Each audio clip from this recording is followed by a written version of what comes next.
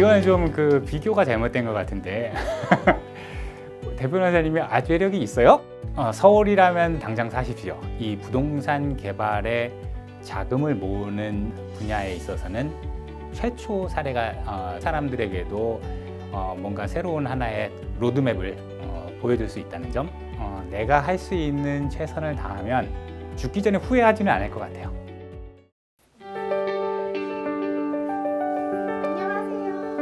안녕하세요. 빅터뷰에 오신 거 환영합니다.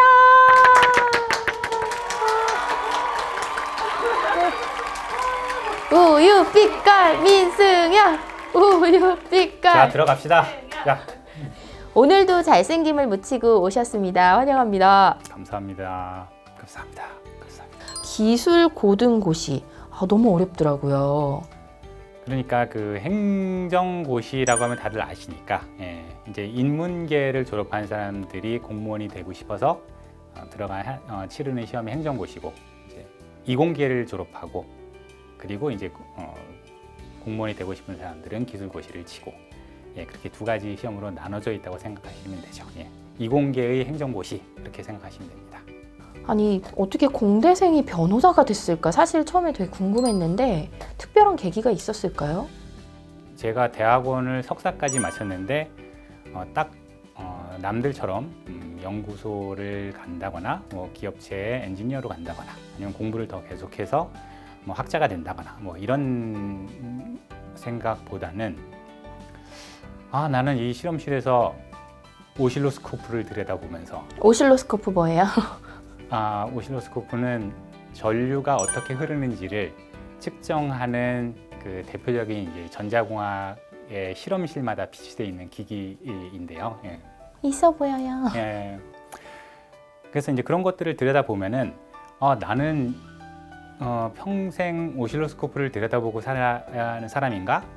이런 생각이 들거든요. 내가 사람이기도 하지만 어떤 때는 기계의 부속품 같은 그런 생각도 들고, 그러다 보니까 이 기술이라는 게 참 유용하고 사람들에게 많은 도움이 될 수 있는 건데 정작 이 기술을 다루는 나는 부속품으로만 살아야 되는 건가, 이런 생각을 하게 되었죠. 물론 이제 꼭 그런 건 아니고 지금 돌아보면서 생각하면은 굉장히 철없는 생각이기도 했는데. 후회하십니까? 변호사가 된 것을? 절대 아니죠. 그래서 좀 더 이 기술을 뭔가 사회적으로 더 유용하고 사람들에게 더 도움이 되는 방식으로 사용해 보고 싶다라는 저도 모르는 그런 잠재의식 속에 그런 생각이 있었던 것 같아요. 내가 대학을 다니면서 배웠던 것은 사회에서 받은 만큼 사회에 다시 환원을 해라, 이런 것이었는데, 오히려 그런 입시와 어떤 학력, 학벌 위주의 이 사회가 결국은 사람들이 자신의 이익을 위해서 이용하는 사다리와 같은 생각이 든다. 이제 그런 것이 되게 싫어서 제가 언젠가 나중에 기회가 되면 학교를 하나 세워보고 싶다. 학교 세우려면 돈이 많이 들잖아요. 그렇죠. 재단 설립하시려고요? 그래서 이제 제가 그 특허청에 근무하던 시절에 어느 날 뉴스를 봤는데, 모 대형 법인의 대표 변호사의 연봉이 40억이 넘었다, 뭐 이런 기사를 한번 본 적이 있었어요. 정말 황당한 생각인데, 그러면 내가 그 대표 변호사가 된다면 40억의 연봉을 받아서 한 3, 4년 잘 일을 하다가 나오면 학교를 세울 수 있는 돈이 생기지 않을까? 이런 생각을 하게 된 거죠.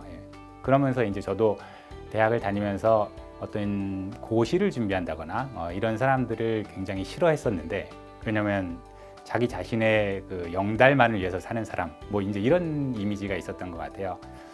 그런데 이제 그런 기사를 한번 접하고, 그 다음에 같이 이제 근무하던 그 행정고시를 봤던 선배 형들의 이야기를 들어보면, 과연 그 고시를 준비한다는 게 그렇게 나쁜 것이었나?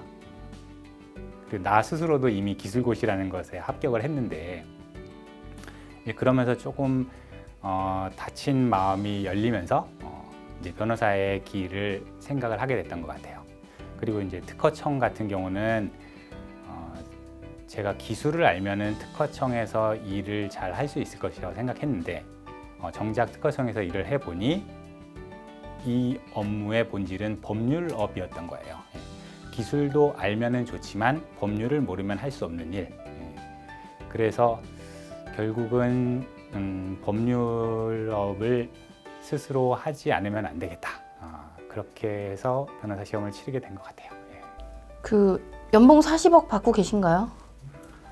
그거에 한 10분의 1이라도 받으면 얼마나 좋을까요? 디라이트는 특히 공익적 활동을 많이 하고 있고 이제 민승현 변호사님은 SI 위원장으로 일을 하고 계세요. 어떻게 그렇나요? 보면 예. 또 꿈에 거의 맞닿아 있는 것 같습니다. 예, 그렇죠. 그런데 지금 생각해보면 그런 거죠. 제가 만약에 그런 좋은 학교를 하나 세우고 싶다고 해서 내가 직접 돈을 벌을 필요는 없거든요. 오히려 내가 어떤 분야에서 전문가가 되고 내가 어떤 분야에서 인정을 받고 또 내가 사람들에게 선한 영향력을 행사할 수 있는 매력적인 사람이 된다고 하면은 돈은 자동적으로 모일 수 있는 게 아닌가. 예. 그래서 SI 위원장으로 일단 꿈 하나를 열어 놓으신 거군요.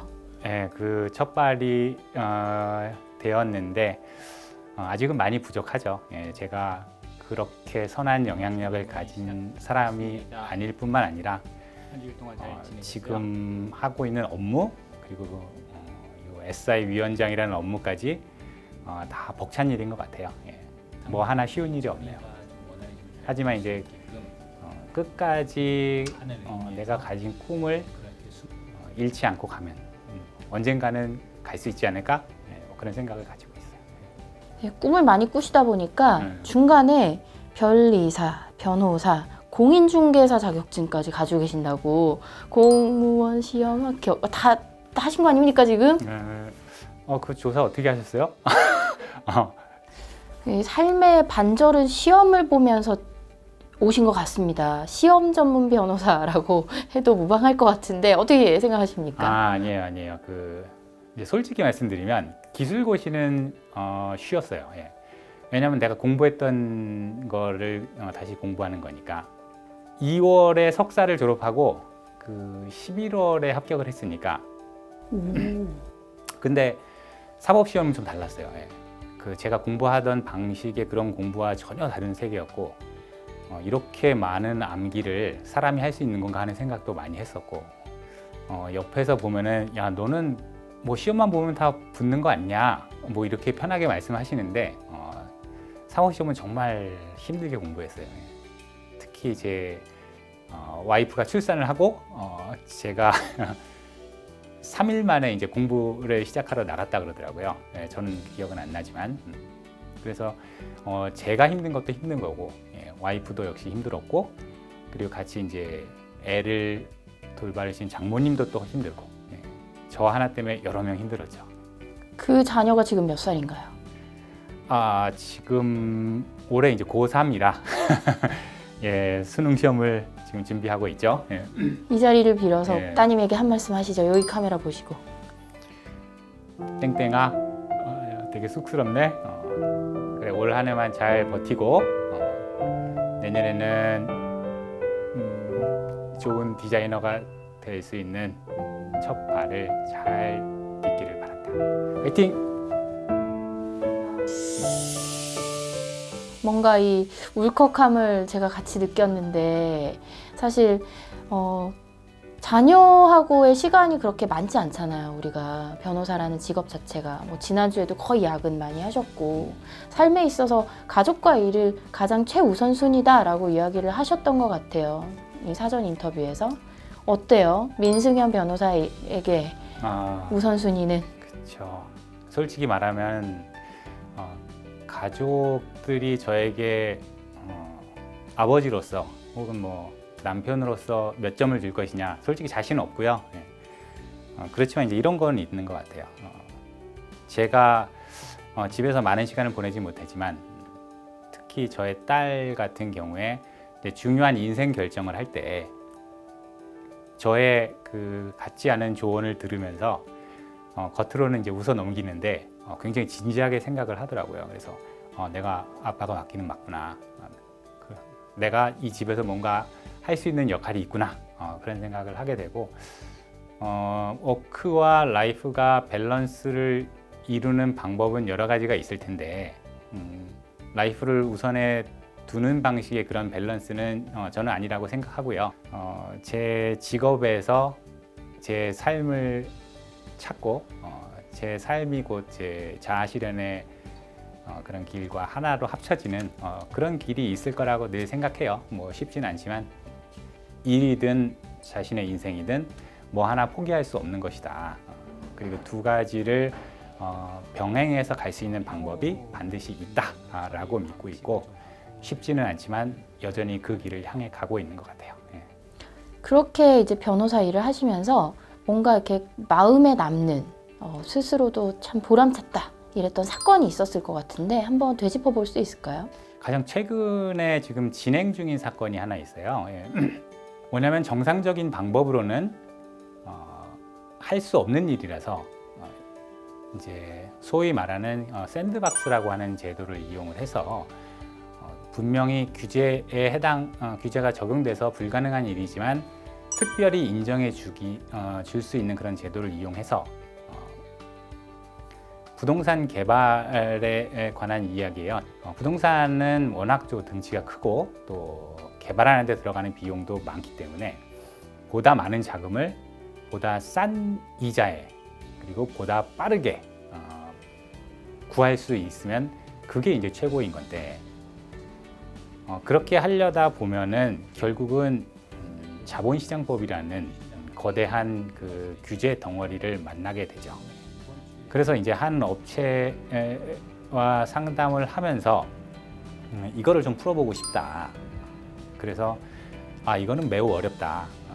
이미 비슷한 그 특례를 받아서 유사한 사업을 하고 있는 회사들이 몇 개 있고 그 이후로는 특례가 잘 나오지 않고 있다. 그러니 더더욱 힘든 싸움이라는 건 알고 시작하자라고 해서 진행을 하고 있는데 2단계 중에 최근에 1단계를 통과했다는 통지를 받았고요. 그래서 남은 2단계까지 통과하면은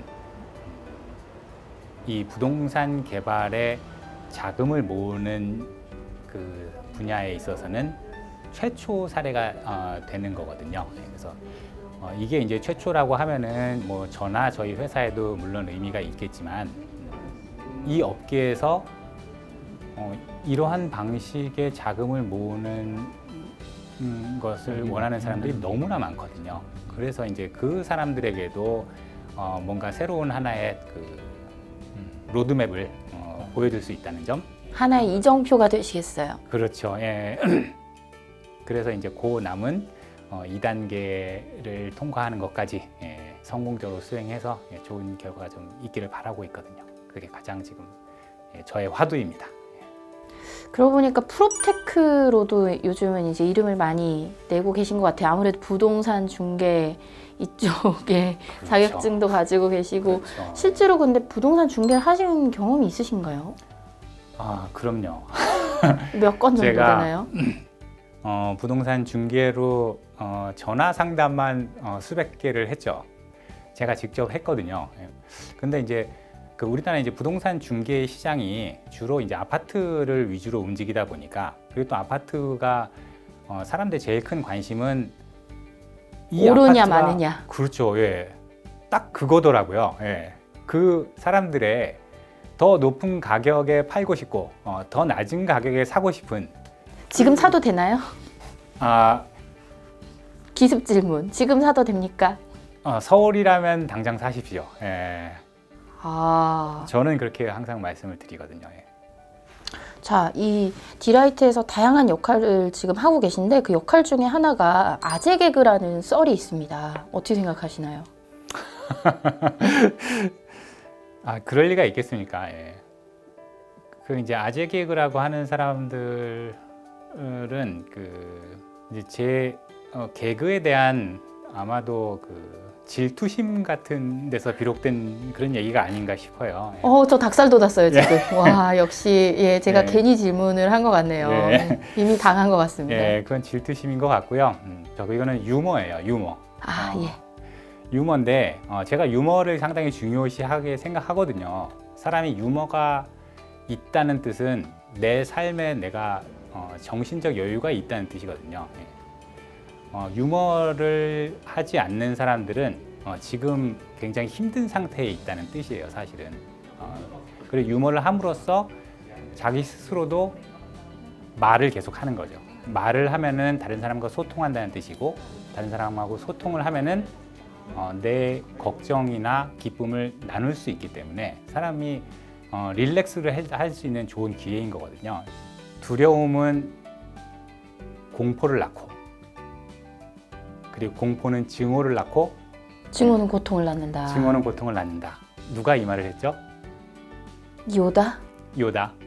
그렇죠. 예. 그 요다의 명언을 아주 좋아하는데, 그러니까 결국은 이제 두려움이 고통을 낳는다는 거거든요. 내가 지금 고통을 느끼고 있는 것은 현재 무언가를 내가 두려워하고 있다는 뜻인데, 유머가 그런 두려움을 산산이 조각낸다. 눈이 이제 햇살을 말해서 녹아내리는 것처럼 유머가 저는 그런 기능을 갖고 있다고 봐요.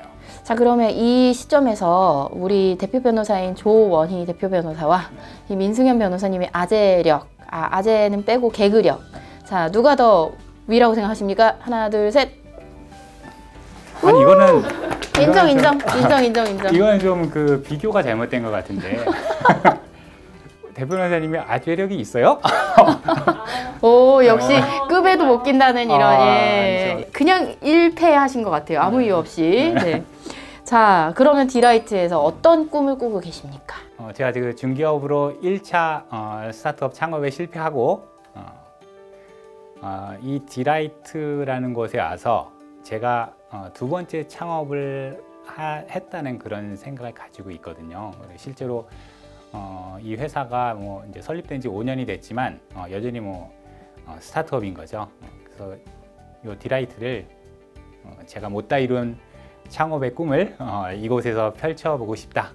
그런 생각이 있습니다. 예. 아니 그 꿈 중에 얘기를 들어보니까 변호사 50명 되면 50일 쉬고 싶고 100명 되면 100일 쉬고 싶고 365일 쉬고 싶기 때문에 365명까지 변호사 있었으면 좋겠다 이런 말씀 하시더라고요. 그렇죠. 어디까지가 진실입니까? 예. 정말 힘든 일이죠. 예.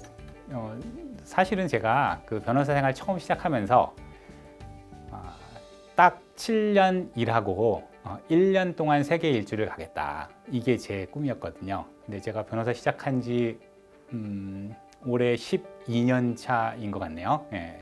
내가 처음 시작할 때 7년 후에 세계 일주를 떠나자는 마음을 먹었던 것처럼 이곳에 입사하면서 딱 7년 후에 세계 일주를 떠나자. 예.